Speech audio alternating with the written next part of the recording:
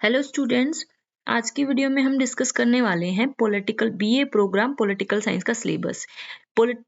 इस पेपर में आप इस सेमेस्टर में फोर्थ सेमेस्टर में आप लोगों को पोल साइंस के 2 पेपर पढ़ने हैं जिसके पास political science as a major discipline है।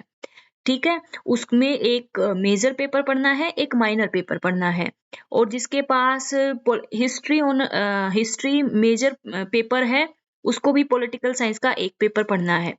ठीक है, तो चलो डिस्कस सिलेबस। चाहे आपके पास पॉलिटिकल साइंस मेजर है, चाहे आपके पास हिस्ट्री मेजर है, तो उसमें सिलेबस दोनों का सेम ही है।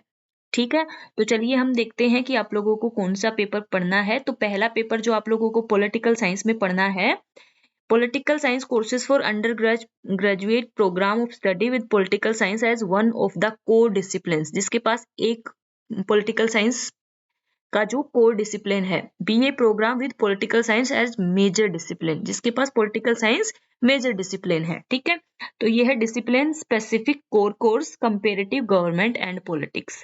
तो आप लोगों को मेजर पेपर में कौन सा पढ़ना है?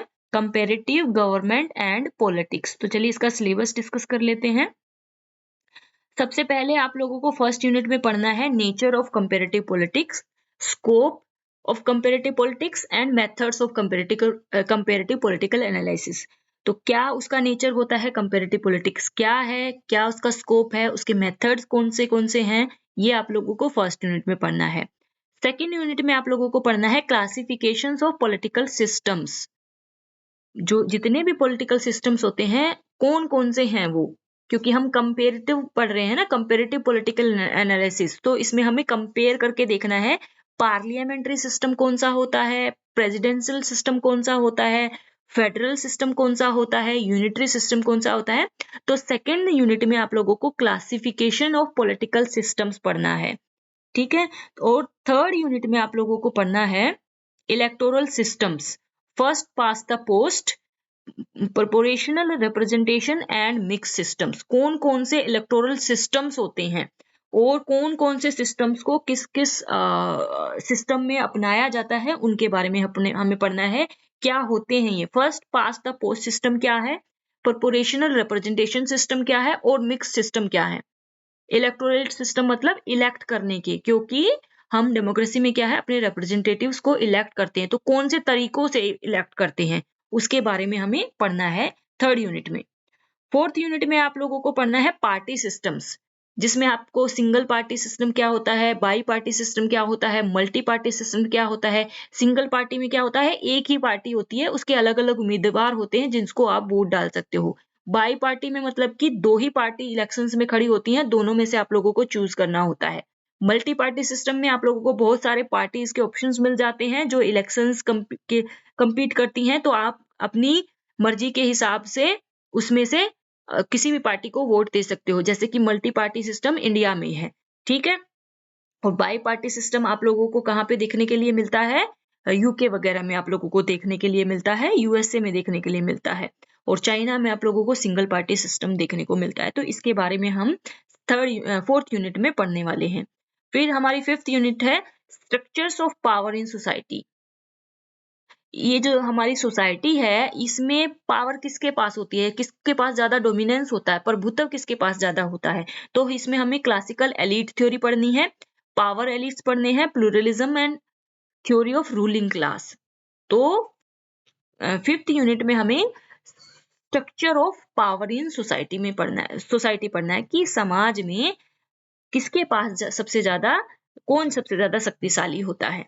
ठीक है, सिक्स्थ यूनिट में हम लोगों को पढ़ना है कंपेयरिंग रिजिम्स। अलग अलग तरीके के कौन कौन से रिजिम्स होते हैं, जैसे डेमोक्रेटिक रिजिम हो गया, अथॉरिटेरियन रिजिम हो गया, वेलफेयर हो गया, पॉपुलिज्म हो गया, सिक्योरिटी रिजिम्स हो गए। इन अलग अलग रिजिम्स को पढ़ना है हमें, इसकी इनमें क्या क्या विशेषताएं होती हैं, कैसे ये रिजिम काम करते हैं, इसमें जनता को क्या क्या सुविधाएं मिलती हैं, कितना वो लोग फ्री होते हैं, कितनी फ्रीडम होती है, किस प्रकार का डोमिनेंस होता है, गवर्निंग सिस्टम कैसा होता है, उन सब के बारे में हमें पढ़ना है अपनी फोर्थ यूनिट में। ठीक है, फिर आप लोगों का दूसरा पेपर जो आप लोगों को पढ़ना है इसमें, वो है पब्लिक इंस्टीट्यूशंस इन इंडिया। ठीक है, तो पब्लिक इंस्टीट्यूशंस इन इंडिया, ये आप लोगों को पढ़ना है पॉलिटिकल साइंस, जिसके पास एक आप लोगों को मेजर पेपर पढ़ना है, एक माइनर पेपर पढ़ना है पॉलिटिकल साइंस का। तो पब्लिक इंस्टीट्यूशन इन इंडिया आप लोगों का क्या रहेगा, मेजर पेपर रहेगा। ठीक है, मेजर पेपर के साथ साथ हमें आप लोगों को, अगर पोल साइंस आपका मेजर सब्जेक्ट है तो आप लोगों को दोनों पेपर ये पढ़ने पड़ेंगे, और एक आपको हिस्ट्री का पेपर पढ़ना पड़ेगा यदि आपका कॉम्बिनेशन हिस्ट्री और पॉलिटिकल साइंस है तो। सेम ही अगर आप लोगों का कॉम्बिनेशन इकोनॉमिक्स और पोल साइंस है तो 2 पेपर आप लोगों को पोल साइंस के पढ़ने पड़ेंगे और एक पेपर आप लोगों को इकोनॉमिक्स का पढ़ना पड़ेगा। अगर आप लोगों के पास इकोनॉमिक्स मेजर सब्जेक्ट है आप लोगों का, तो आप लोगों को 2 इकोनॉमिक्स के पेपर पढ़ने पड़ेंगे, एक आप लोगों को पोल साइंस का पेपर पढ़ना पड़ेगा। ठीक है, तो चलिए इसका हम सिलेबस डिस्कस कर लेते हैं। पब्लिक इंस्टीट्यूशन इन इंडिया, ये आप लोगों का पोल साइंस का मेजर पेपर रहेगा। तो इसमें आप लोगों को फर्स्ट यूनिट में स्टडिंग पब्लिक इंस्टीट्यूशंस, कौन कौन से पब्लिक इंस्टीट्यूशंस होते हैं उसके बारे में आप लोगों को पढ़ना है इसमें। ठीक है, सेकंड में आप लोगों को पढ़ना है framing public policy, public policy को कैसे बनाया जाता है। नीति आयोग को इसमें पढ़ना है आप लोगों को, नीति आयोग की क्या भूमिका है और कैसे पब्लिक पॉलिसी को जो है नीति आयोग बनाता है। फ्रेमिंग का मतलब क्या हुआ, बनाना, इस फॉर्मुलेट करना।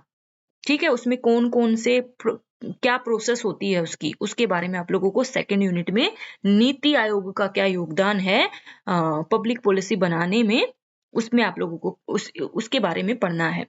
थर्ड यूनिट में आप लोगों को पढ़ना है कंडक्टिंग इलेक्शंस, किस प्रकार से इलेक्शंस करवाए जाते हैं और इसमें इलेक्शन कमीशन ऑफ इंडिया का क्या रोल है, इसके बारे में आप लोगों को पढ़ना है। और फोर्थ यूनिट में आप लोगों को पढ़ना है सिक्योरिंग सिटीजन्स, सिटीजन्स को कैसे सिक्योर किया जाता है, नागरिकों को सुरक्षा कैसे प्रदान की जाती है और इसमें पुलिस का क्या रोल होता है, उसके बारे में आप लोगों को पढ़ना है। ठीक है, फिफ्थ यूनिट में आप लोगों को पढ़ना है इंश्योरिंग राइट्स, इसमें आप लोगों को national human rights commission of India के बारे में पढ़ना है। कैसे नेशनल ह्यूमन राइट्स कमीशन जो है भारत में के जो सिटीजन्स हैं उनके अधिकारों की रक्षा करता है, उसका क्या रोल है, क्या कंपोजिशन है, क्या उसको दायित्व दिए गए हैं, इसके बारे में पढ़ना है। सिक्स्थ यूनिट में आप लोगों को पढ़ना है रेगुलेटरी इंस्टीट्यूशंस, रेगुलेटरी इंस्टीट्यूशंस में आप लोगों को रिजर्व बैंक ऑफ इंडिया पढ़ना है। आरबीआई क्या है, क्या उसका कैसे इस्टेब्लिश किया गया, क्या उसका रोल है, क्या काम करता है, कैसे रूल्स एंड रेगुलेशंस, कौन कौन सी पॉलिसी बना सकता है, क्या कौन कौन सी पॉलिसी इंप्लीमेंट कर सकता है, इन सब के बारे में पढ़ना है। सेवंथ यूनिट में आप लोगों को पढ़ना है ट्रांसपेरेंसी एंड अकाउंटेबिलिटी, इसमें आप लोगों को कंट्रोलर एंड ऑडिटर जनरल के बारे में पढ़ना है, CAG। ठीक है, और पढ़ना है आपको सेंट्रल विजिलेंस कमीशन के बारे में, CVC, ताकि जो भी इंडियन जो सिस्टम है, जो भी इंस्टीट्यूशंस हैं उसमें करप्शन ना हो, उसमें किसी प्रकार की कोई गड़बड़ी ना हो, इसको ध्यान में रखते हुए 2 सिस्टम्स बनाए गए हैं, CAG का और CVC का। ठीक है, कंट्रोलर एंड ऑडिटर जनरल का, सेंट्रल विजिलेंस कमीशन का। कंट्रोलर और ऑडिटर जनरल के क्या काम है, क्या ये ऑफिस है, कैसे इसको अपॉइंट किया जाता है, इन सब के बारे में हम पढ़ेंगे। कब ये स्टार्ट हुआ भारत में, और सेंट्रल विजिलेंस कमीशन क्या है, कैसे स्टार्ट हुआ, क्या इसके दायित्व है, क्या काम करता है, इसके बारे में हम पढ़ेंगे। तो ये 7 यूनिट आप लोगों को इस पेपर में पढ़नी है। ये BA प्रोग्राम वालों के लिए हैं, जिसमें आप लोगों को 2 पॉलिटिकल साइंस के मेजर पेपर और माइनर पेपर पढ़ने हैं, और जिसके पास हिस्ट्री का कॉम्बिनेशन है उसको पोल साइंस का माइनर पेपर पढ़ना पड़ेगा, जिसका सिलेबस हमने ऑलरेडी डिस्कस कर लिया है। तो कोई भी अगर प्रॉब्लम हो तो आप लोग पूछ सकते हो कमेंट करके। साथ ही साथ इन सारे पेपर्स की वीडियो जो है प्लेलिस्ट बनी हुई है चैनल पे, वहां पे आप लोगों को सारी वीडियोस मिल जाएंगी, आप वहां से देख सकते हो।